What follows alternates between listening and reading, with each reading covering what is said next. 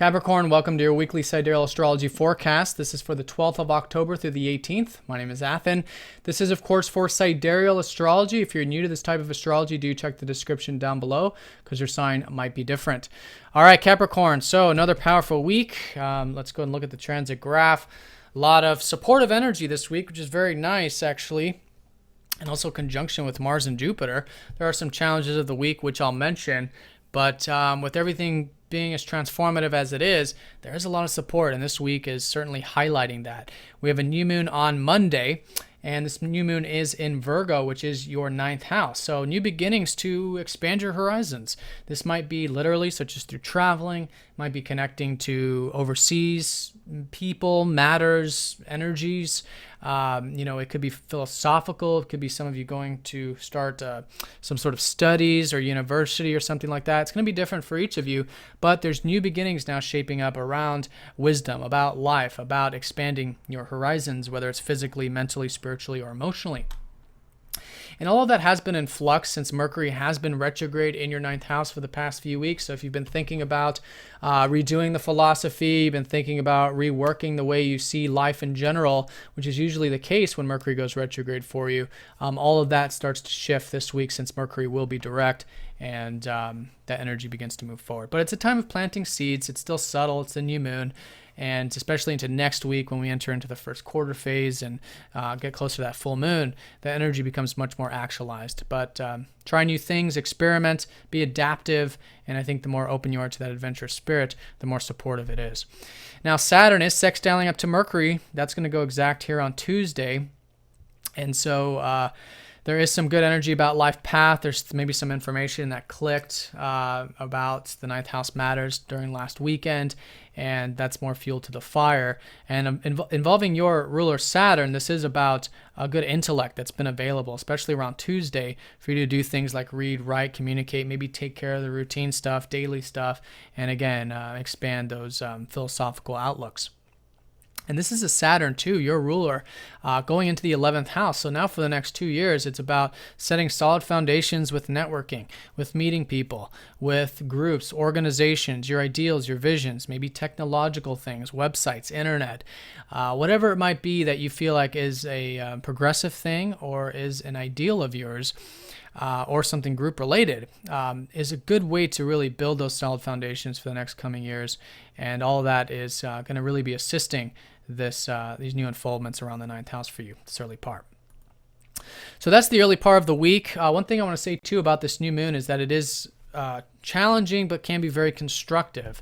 I feel like it's mostly constructive though because it's been involving this Uranus and Pluto energy, this square that's been going on for the past few years. So now the new moon joins up to this square once again, and this is about change. And I think the more open you are to change, to really confront and take care of those ninth house matters, maybe clear out some old garbage, do some house cleaning, metaphorically speaking, in order to allow these new beginnings to come in. When it's coming from compassion, when you are getting that alone time, that rest and relaxation, or just having that presence in the process, then that becomes very constructive and you can really work at and utilize this new moon energy. This is all about these changes that have been taking place with your communications, with your view of the more practical side of life with Uranus in the third. The south node here is that you guys have been releasing a lot of old concepts, a lot of old ideas, a lot of old ways of communicating, which is now making its way into the forefront for you to expand, to travel, travel metaphorically speaking, into these ninth house matters. But the key here is conscious awareness, as it always is with the harsher aspects, but I think most importantly with Pluto, a willingness to get rid of some old garbage around, maybe even the unconscious mind relating to these ninth house things, and that's going to create space for these new beginnings to unfold. So that's the first half, and then the second half of the week, a bit of a different energy. Mars conjoins up to Jupiter, really activating this eighth house. So your eighth house has been expanding over the past few months with Jupiter here. There should be plenty of opportunities for you to connect deeply, to see the truth, communicate the truth, be aware of the truth. This is with yourself, it's with relationships, but it's also with what's going on in the world, collectively speaking.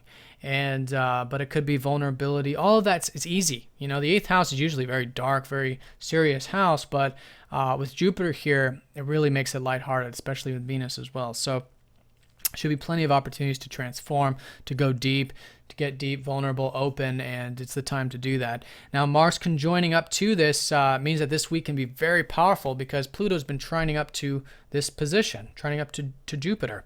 This one exact last Sunday, actually.